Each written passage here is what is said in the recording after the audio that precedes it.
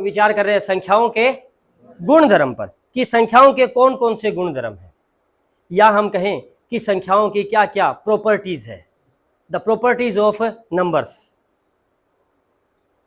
अब गुणधर्म क्या है, कुछ विशेष नियम है जिनकी बेस पे हम लोग हमारे आर्टिकल को आगे लेके बढ़ते हैं।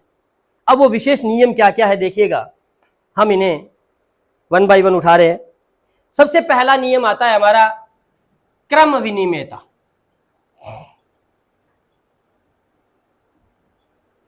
जिसे कहते हैं कॉम्यूटेटिव प्रॉपर्टी।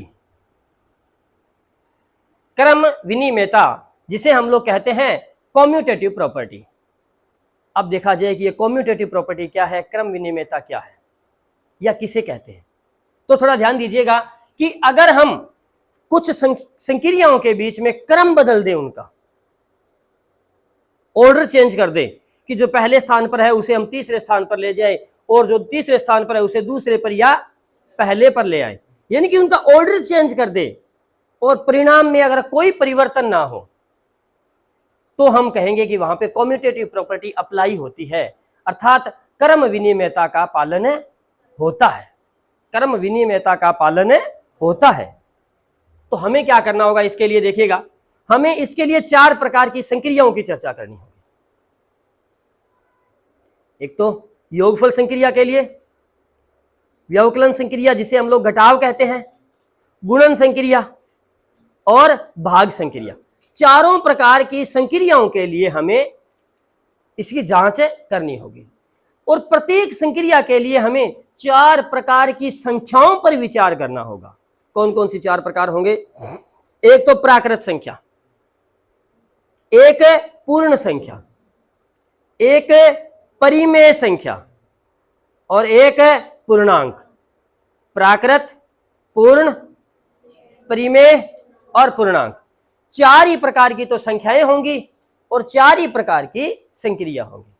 अगर इसे देखा जाए तो यूं माने कि अगर हम लोग ये 16 सवाल करते हैं, यानी कि पहले हमें योग संक्रिया के लिए 4 प्रश्न उठाने होंगे, कम से कम 4 उठाने होंगे, एक एक सवाल एक एक प्रकार की संख्या के लिए।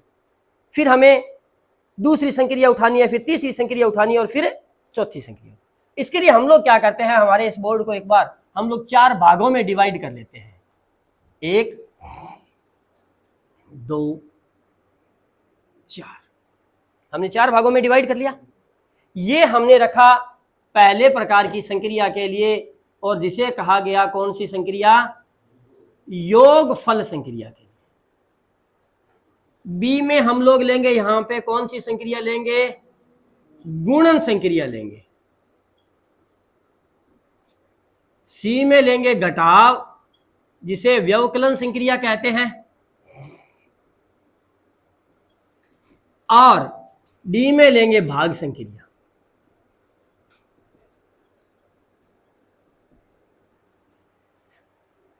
अब जरा गौर करें,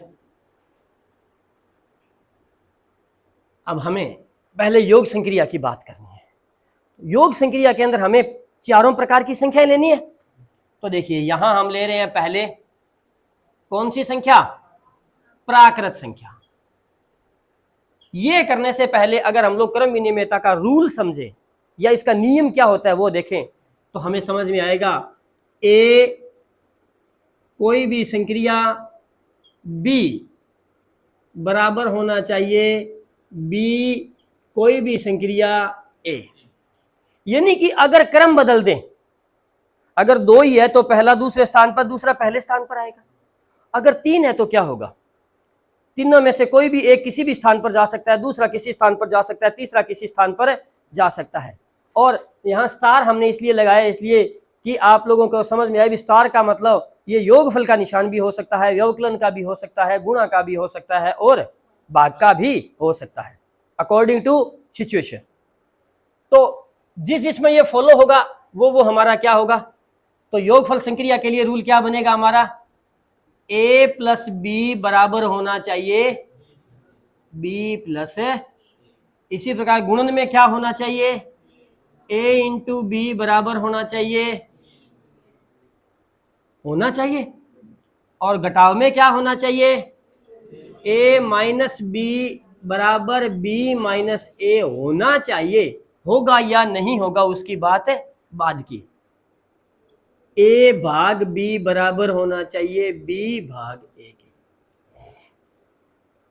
अब चलिए हम लोग पहले कौन से प्रकार की संख्या उठा रहे हैं? प्राकृत संख्या। अब प्राकृत संख्या के कोई भी हम लोग दो प्राकृत संख्याओं के उदाहरण ले लेते हैं, कोई भी दो या तीन ले लीजिएगा, दो जरूरी नहीं, अपन लोग तीन ले सकते हैं।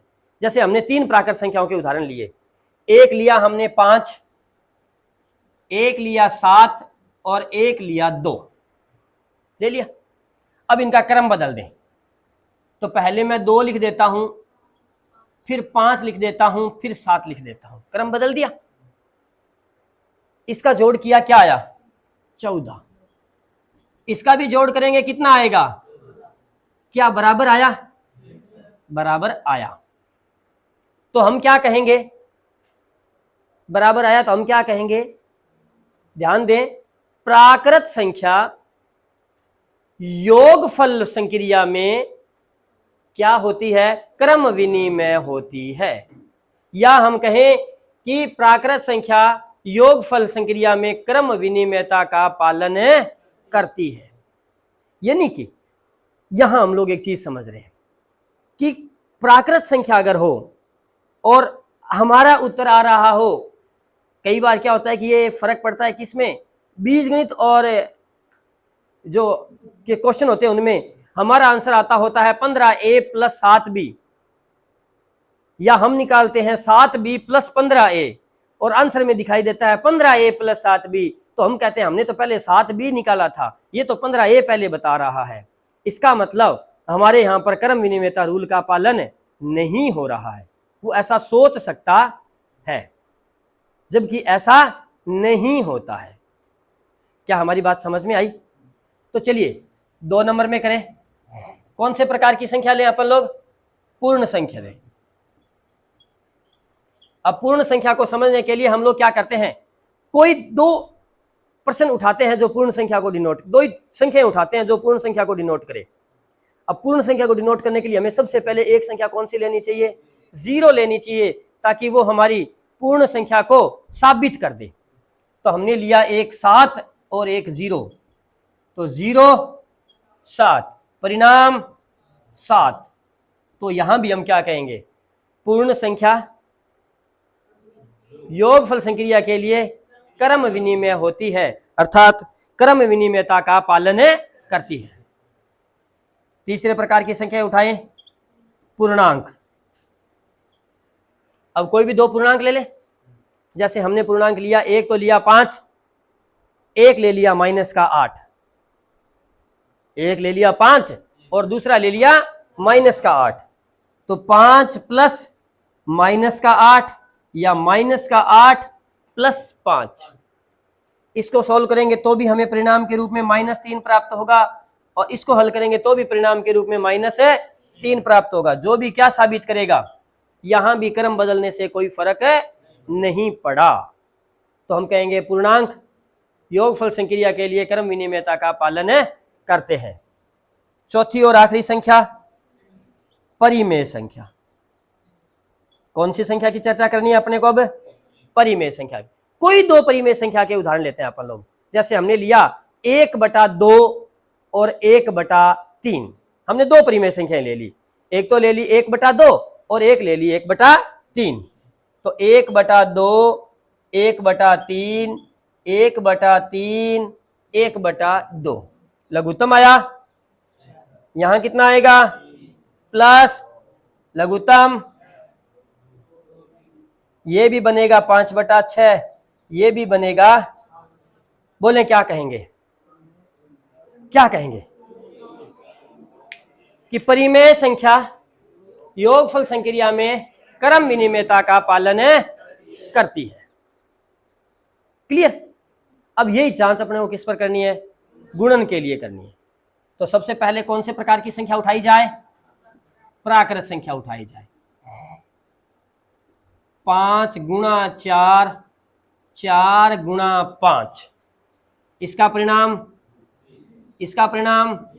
क्या कहेंगे?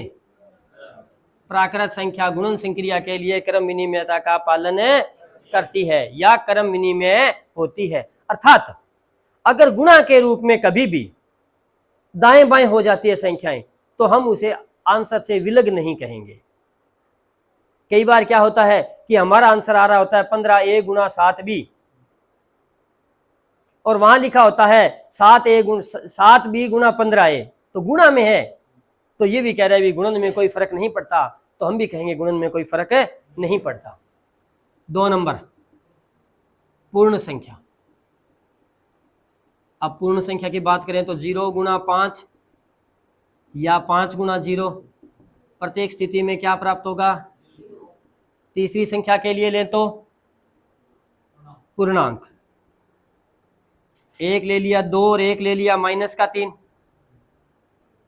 का 3 और 2, ये भी माइनस का 6, ये भी, कहीं कोई डाउट नहीं आ रहा।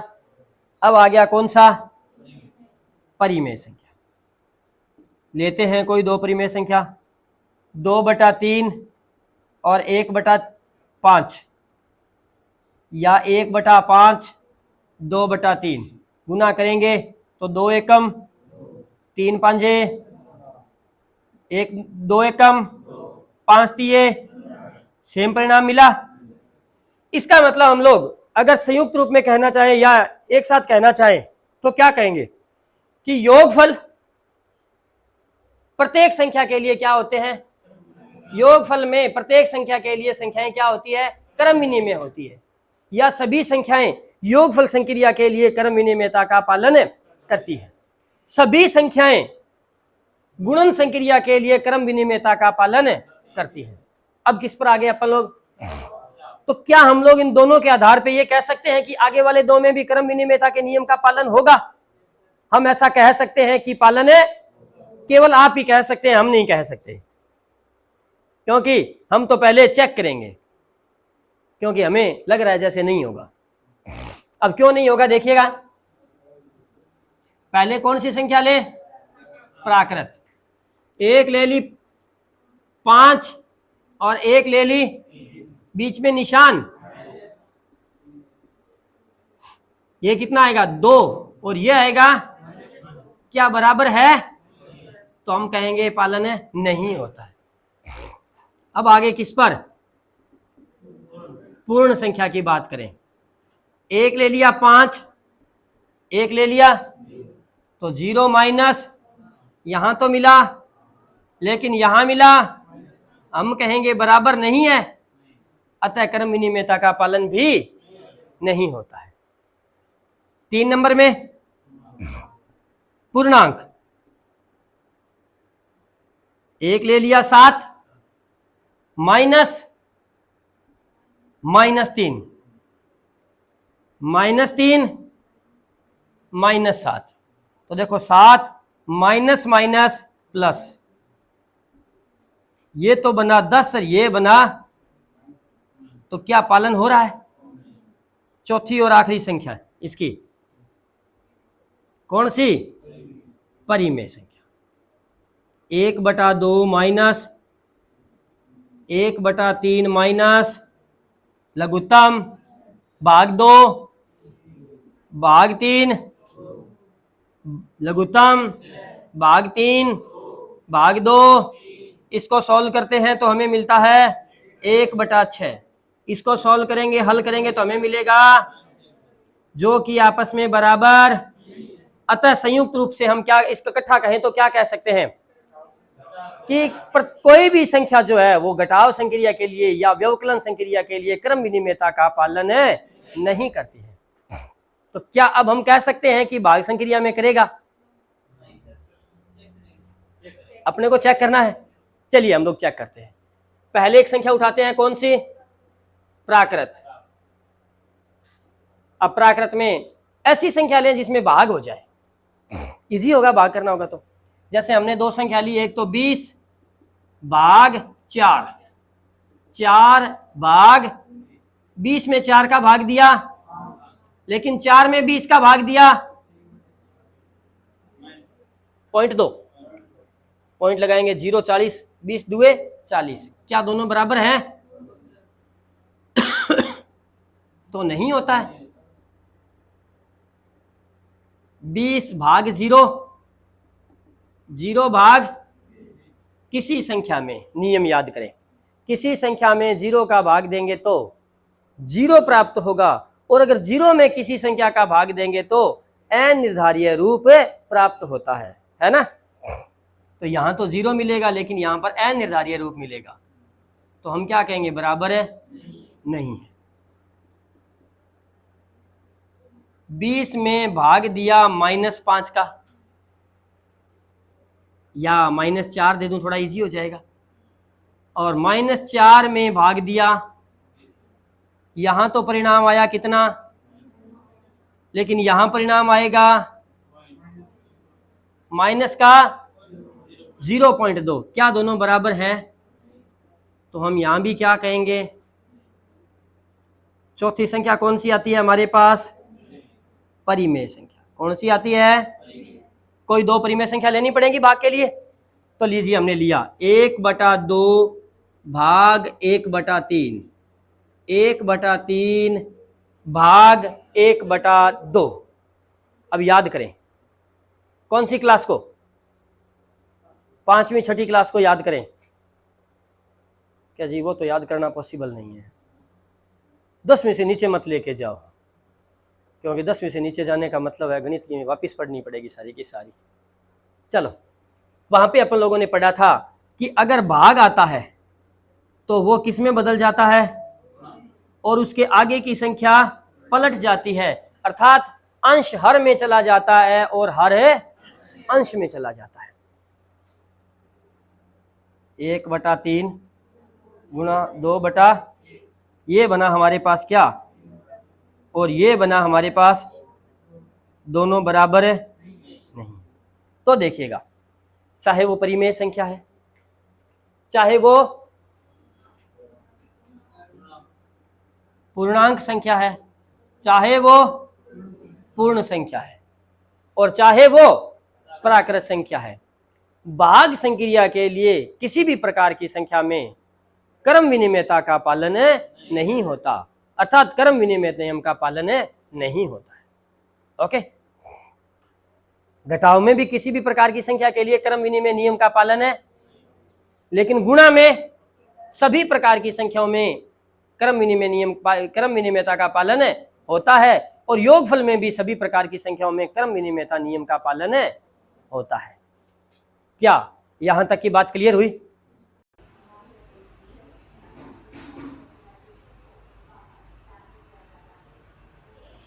संख्याओं के गुणधर्म के अंतर्गत दूसरे प्रकार के जिस गुणधर्म की अपन लोग चर्चा कर रहे हैं वो होगा तत्सम्मक, जिसे आइडेंटिटी बोलते हैं। तत्सम्मक अगर हिंदी में इसे देखा जाए तो यह तत्सम से बना है। किससे बना है? तत्सम। जैसे कि हिंदी में अपन लोग पढ़ते हैं कि शब्द 4 प्रकार के होते हैं, तत्सम, तद्भव, देशज और विदेशी। तत्सम शब्द कौन से होते हैं? वे शब्द जो एज इट इज, वैसे के वैसे ज्यों के त्यों प्रयुक्त किए जाते हैं, उन्हें क्या कहते हैं? तत्सम कहते हैं। तद्भव क्या होते हैं? वे शब्द जो मूल रूप से संस्कृत भाषा के हैं लेकिन उनसे उत्पन्न हुए शब्द जो है वो क्या कहलाते हैं? तद्भव। और जो स्थानीय स्तर पर कुछ शब्द यूज किए जाते हैं वो देशज, और जो विदेशी भाषा के शब्द यूज किए जाते हैं विदेशी शब्द हैं। कुछ से शब्द ऐसे हैं, और वैसे भी देखा जाए तो हमारा न्यायालय का कार्य, उनकी भाषा शैली सारी की सारी जो है वो अभी भी विदेशी भाषा शैली, उसमें बहुत से शब्द ऐसे प्रयुक्त किए जाते हैं जो हमारे यहाँ के स्थानीय शब्द नहीं होते हैं। पुलिस विभाग के जो कुछ शब्द ऐसे प्रयुक्त किए जाते हैं। तो तत्सम का मतलब होता है ज्यों का त्यों, वैसा का वैसा। यानी कि इसका जो स्ट्रक्चर बनेगा या इसकी जो फ्रेमिंग जो हमारे पास बननी है वो क्या बननी है कि हम लोग कोई एक संख्या लिखें a, उसके साथ संक्रिया कराएं कोई भी, और यहां हम क्या लिखें, जो लिखेंगे वो क्या होगा? तत्सम्मक होगा, ताकि हमें परिणाम के रूप में वापस क्या मिल जाए? ए ही मिल जाए, तत्सम्मक यानी कि वो का वो ही मिल जाए जो हमारे प्रश्न में था। हमारे पास क्या था, ए था, संक्रिया उपरांत करने के बाद भी हमें क्या मिले, ए ही मिले, तब हम उसे क्या कहेंगे, ये तत्सम्मक है। जो इस यहां लिखा जाएगा वो क्या कहलाएगा, हमारे लिए तत्सम्मक कहलाएगा, अर्थात वो हमारे लिए आइडेंटिटी कहलाएगा, आइडेंटिटी। तत्सम्मक मूल रूप से दो प्रकार के होते हैं, केवल दो ही प्रकार की संक्रियाओं के लिए हमें मिलेंगे। एक मिलेगा हमें योग संक्रिया के लिए, जिसे कहते हैं योजक तत्सम्मक,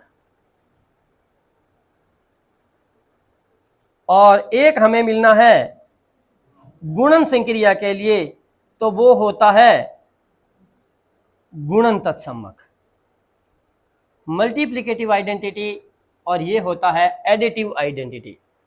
अब ध्यान दें, यानी कि इसका जो स्ट्रक्चर आप वापिस इस नियम से तैयार करेंगे तो क्या बनेगा, ए में क्या जोड़ा जाए कि हमें ए ही प्राप्त हो, और ए के साथ क्या गुणा किया जाए कि हमें ए ही प्राप्त हो। तो जो इस ब्रैकेट के अंदर आएगा वो हमारे लिए क्या होगा, तत्सम्मक होगा, आइडेंटिटी होगा। और उसे हम लोग, अगर संक्रिया हमारी योग की है तो हम उसे योजक तत्सम्मक कहेंगे, और यदि हमारी संक्रिया गुणन की है तो हम उसे गुणन तत्सम्मक के नाम से जानते हैं। तो देखिएगा, 5 उदाहरण लेते हैं, ज्यादा बढ़िया समझ में आएगा। परिणाम में 5 ही आना चाहिए, तो बोलो क्या जोड़ा जाए, 0। माइनस के 13 में क्या जोड़ा जाए कि माइनस के 13 ही प्राप्त हो। इसका मतलब ये हो गया यहां पर कि जो 0 है वो क्या कहलाता है, योजक तत्सम्मक कहलाता है। क्लियर। इसी प्रकार 7 को किस से गुना किया जाए कि 7 ही मिले, अब 0 नहीं होगा, 1 होगा। माइनस के 27 को किस से गुणा करें कि हमें माइनस का 27 ही मिले, तब भी क्या होगा, 1 होगा। तो यहां हम क्या सीख रहे हैं कि जो 1 है वो हमारे लिए क्या कहलाता है, गुणन तत्सम्मक कहलाता है। देखिएगा, योजक तत्सम्मक कौन होता है, 0। 0 क्या कहलाता है, योजक तत्सम्मक कहलाता है कि अगर 0 की क्रिया कर देंगे किसी भी संख्या के साथ, जोड़ करेंगे तो हमें वो संख्या ही प्राप्त होगी, कोई नया परिणाम प्राप्त नहीं होगा। तत्सम्मक यानी कि तत्सम, वैसा का वैसा ही परिणाम प्राप्त होगा। अब इसी के साथ लगे हाथ ही क्या है, हमें कौन सा आर्टिकल करना है, प्रतिलोम, जिसे बोलते हैं इनवर्स, जिसे क्या बोलते हैं, इनवर्स। अब इनवर्स का जो स्ट्रक्चर रहेगा वो क्या रहेगा, कोई एक संख्या होगी, उसके साथ संक्रिया करनी है, यहां जो लिखा जाएगा उसे हम क्या बोलेंगे, प्रतिलोम बोलेंगे।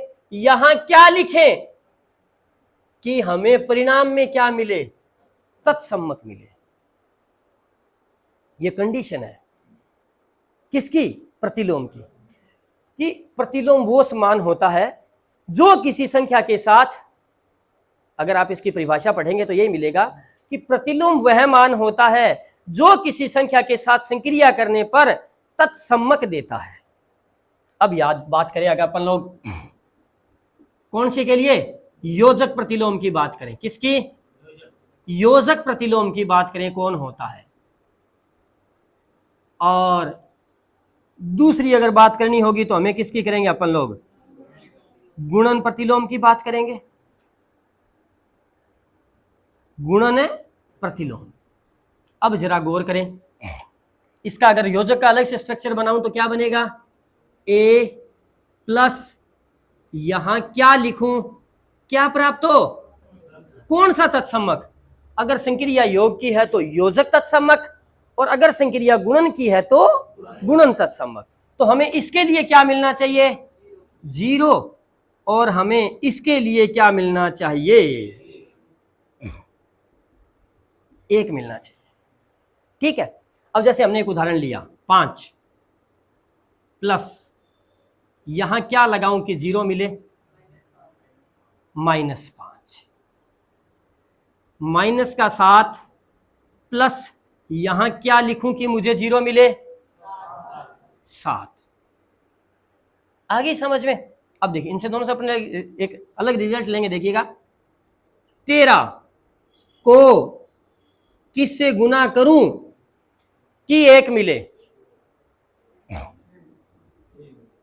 1/13 से। माइनस के 17 को किससे गुना करूं कि 1 मिले? माइनस के 1/17। 2/3 को किससे गुना करूं कि मुझे 1 मिले? 3/2। अब देखिए यहां से आप एक डिसीजन लेंगे। योजक प्रतिलोम में जो हमें योजक प्रतिलोम मिलने वाला है, योजक प्रतिलोम में क्या होता है? निशान बदलता है। अगर प्लस की संख्या है तो माइनस उसका प्रतिलोम होगा, और अगर माइनस की संख्या है तो वही आएगा लेकिन प्लस में उसका प्रतिलोम होगा। जैसे कि अगर 2/3 है तो इसका जो योजक प्रतिलोम होगा वो माइनस का 2/3 होगा। आगे समझ में? योजक प्रतिलोम में तो क्या होता है? निशान बदलता है, और गुणन प्रतिलोम में स्थान बदलता है। कैसे बदलता है स्थान? जो अंश में है वो कहां चला जाएगा? हर में। न्यूमरेटर वाला डिनोमिनेटर में चला जाएगा, और डिनोमिनेटर वाला न्यूमरेटर में चला जाएगा। अंश वाला हर में तथा हर वाला अंश में चला जाता है। तो देखो योजक प्रतिलोम में निशान बदलता है और गुणन प्रतिलोम में स्थान बदलता है। चलो बताएं, थोड़ा सा रिकॉल करता हूं। योजक तत्सम क्या होता है? 0। गुणन तत्सम क्या होता है? 1। योजक प्रतिलोम में क्या होता है? संख्या वही आएगी लेकिन निशान बदल के आएगा, लेकिन परिणाम क्या मिलना चाहिए? 0 मिलना चाहिए, है ना। और गुणन प्रतिलोम में संख्या तो होगी, उसका स्थान बदल जाएगा, लेकिन परिणाम में हमें योजक गुणन तत्समक 1 मिलना चाहिए। क्या यहां तक की बात बिल्कुल बढ़िया तरीके से तैयार हो गई? ओके साहब, थैंक यू।